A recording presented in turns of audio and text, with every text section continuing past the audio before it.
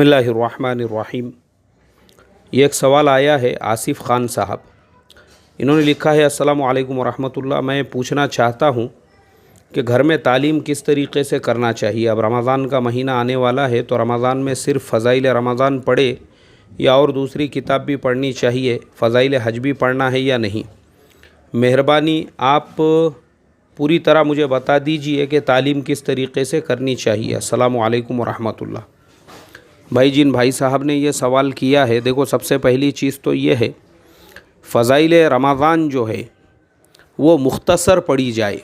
मुख्तसर यानी क्योंकि फ़ज़ाइल रमज़ान बाज़ औक़ात ऐसा होता है कि पूरे रमज़ान में दो दो तीन तीन मरतबा रिपीट होते रहती है, तो बजाय उसको एक ही किताब को दो दो तीन तीन मरतबा रिपीट करने के जो हमारा तरीक़ेकार है कि फ़ज़ाइल रमज़ान भी पढ़ी जाए और उसके साथ में जो बाकी किताबें हैं, फ़ज़ाइल नमाज है, फ़ज़ाइल ज़िक्र है, फ़ज़ाइल कुरान मजीद है, ये सब भी पढ़ा जाए।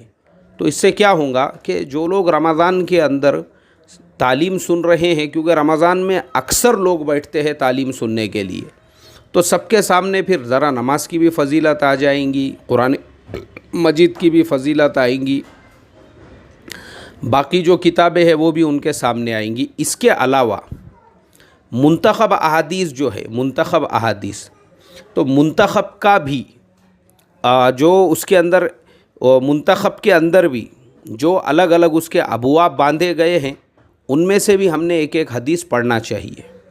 वो भी आवाम के सामने आए, और घर में अगर तालीम कर रहे हैं तो घर में भी ये सारी चीज़ें आनी चाहिए।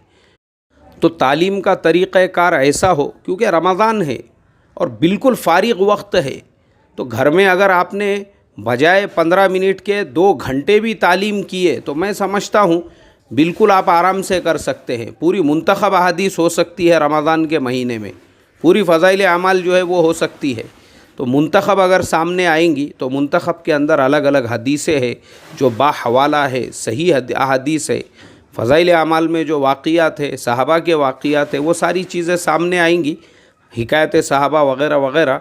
तो रमज़ान का महीना है, लॉकडाउन का पीरियड है, घर में भी अगर तालीम कर रहे हैं, पूरा का पूरा फ़ारिग वक्त है, तो जमात के तरतीब पे अगर घर में भी हम 2-2 घंटे भी अगर तालीम करते हैं तो मैं समझता हूँ इसमें हर्ज नहीं है।